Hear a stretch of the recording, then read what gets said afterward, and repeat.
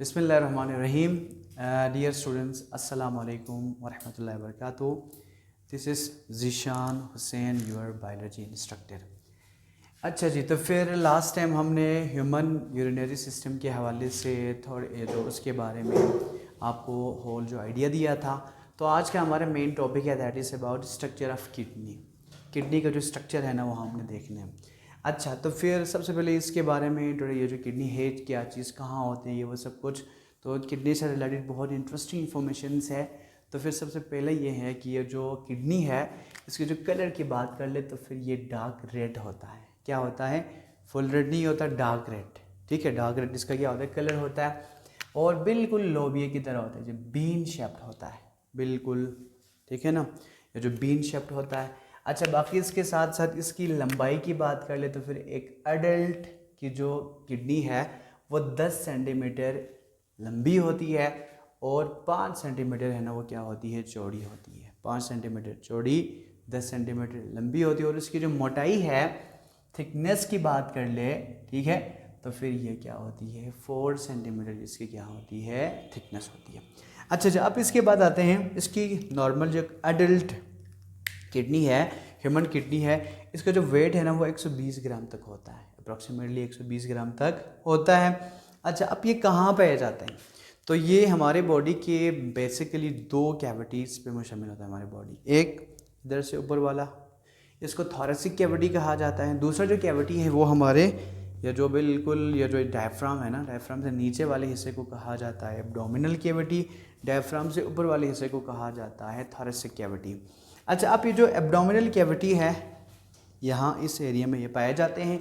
और last 2 pair of ribs, 2 pair of ribs के नीचे ये इनक्लोज होता है। हमारे जो पसलियाँ हैं तो उसमें से आखिरी जो लास्ट 2 पेयर ऑफ रिब्स है, ठीक है, उसके अंदर उसके इंटर में उसके अंदरूनी जो पार्ट में क्या होते हैं, ये जो किडनी है ना वो क्या होते हैं, इनक्लोज होता है।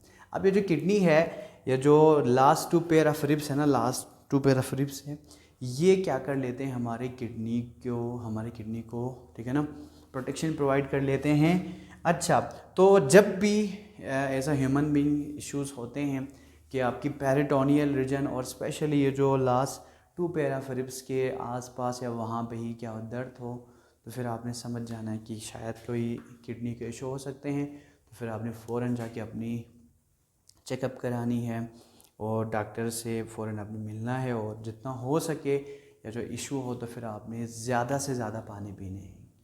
तो बहरहाल पानी है उसको जितना हो सके ज़्यादा से ज़्यादा पीना चाहिए। जब अगर आपने अपनी किडनीज़ को हेल्दी रखने हो तो उसके लिए इम्पोर्टेंट होता है कि आपने क्या कर लेनी है कि अपनी डाइट में आपने अपनी होल उसमें, ठीक है ना, डेली रूटीन में आपने पानी को ज़्यादा से ज़्यादा इस्तेमाल कर लेना है। ओके, अच्छा, इसके बाद है जी, ये तो हमने कुछ चीज़ें हैं ना पढ़ लिए।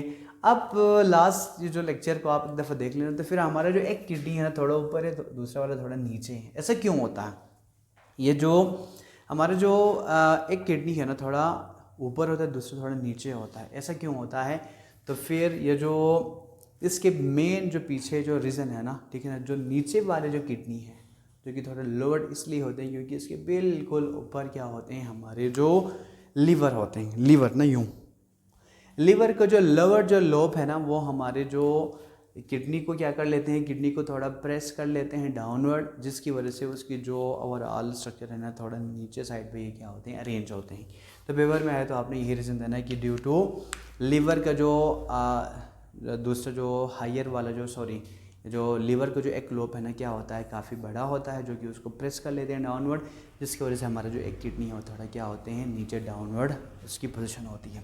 अच्छा जी, आप गौर से देखें जी किडनी, तो किडनी को गौर से देखें तो फिर ये बिल्कुल बीन शेप ही है, ठीक है। तो किडनी के सबसे बाहर वाले जो लेयर है इसको कहा जाता है रीनल कॉर्टेक्स।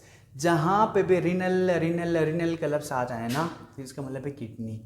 किडनी का दूसरा नाम क्या है, रीनल, ठीक है। तो किडनी का जो बाहर वाला जो पोर्शन है इसको क्या कहा जाता है, रीनल कॉर्टेक्स। अच्छा, इसके बाद है इसके जो इनर जो पार्ट है, अंदरूनी जो हिस्से हैं, ये वाला हिस्सा, ये वाला हिस्सा, ये वाला हिस्सा, ये वाला हिस्सा है, इनको क्या कहा जाता है, रीनल मेडुला कहा जाता है। क्या कहा जाता है, रीनल मेडुला।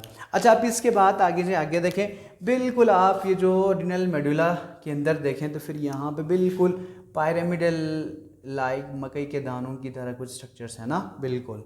इनको क्या कहा जाता है, इनको कहा जाता है रीनल पायरामिड्स कहा जाता है। बहुत सारे हैं तो फिर रीनल पायरामिड्स, यहाँ क्या होते हैं, नेफ्रॉन्स होते हैं, और जो कि यहाँ पे नेफ्रॉन का फंक्शन है वो इंशाल्लाह हम नेक्स्ट टॉपिक में बढ़ेंगे। नेफ्रॉन है क्या चीज़, ये जो the basic structural and functional unit of kidney को क्या कहा जाता है, जिसको कहा जाता है नेफ्रॉन, जो कि यहाँ रीनल पायरामिड के अंदर पाए जाते हैं। अच्छा, अब इसके बाद है बहुत सारे रीनल पायरामिड्स है ना, एक होके ये जो एक जगह पे ये जो यहाँ पे ओपन हो रहे हैं जी, और जगह को कहा जाता है रीनल पेल्विस कहा जाता है। क्या कहा जाता है, रीनल पेल्विस। अच्छा, तो ये सारे जो ओवरऑल हमने इसके बारे में डिस्कस किए ना। अच्छा, बाकी इसके अलावा यहाँ ये जो इसकी बात कर लेना कि किडनी के ये जो यहाँ पे थोड़ी बहुत डिप्रेशन से, ये वाला रीजन थोड़ा डिप्रेस्ड फॉर्म में है, डिप्रेशन सी है यहाँ पे, ठीक है। इसको कहा जाता है हीललेस कहा जाता है, हाईलेस कहें या हीललेस कहा जाता है। ओके, अच्छा जी, इसके बाद है ये जो यहाँ पे 2 ब्लड वेसल्स अगर आप यहाँ पे देख सकते हैं, तो रियली सॉरी फॉर दैट कि मेरे पास कलर मार्कर बहरहाल इस्तेमाल करना चाहिए, अभी मेरे पास नहीं है, तो फिर मैं एक को, ठीक है ना, आर्टरी को मैं ब्लैक से ही शो कर लूँगा, आर्टरी को। अच्छा, बाकी इसके अलावा मैं वेन को मैं यहाँ पे ब्लू कलर से शो करूँगा बस, ताकि आप डिफ्रेंशिएट कर सकें। अच्छा जी, अब ये जो हमारी ये जो किडनी के अंदर 2 ब्लड वेसल्स है ना, 2 इसमें क्या है जी, ये जो ब्लड वेसल इसमें ये जो क्या है जी, यहाँ पे ही है, हमारे किडनी में है। ओके, अच्छा, अब ये जो ब्लैक कलर से मैंने शो किया है, जिसको कहा जाता है रीनल आर्टरी, ये ऑक्सीजनेटेड ब्लड को लेके आते हैं, या सॉरी ऑक्सीजनेटेड ब्लड को यहाँ से लेके जाते हैं, लेके आते हैं सॉरी, क्योंकि हमारी किडनी के लिए भी ऑक्सीजनेटेड ब्लड चाहिए, तो फिर किडनी के लिए ऑक्सीजनेटेड ब्लड किसके थ्रू ये लेके आते हैं, रीनल आर्टरी के ज़रिए से ऑक्सीजनेटेड ब्लड को लेके आते हैं।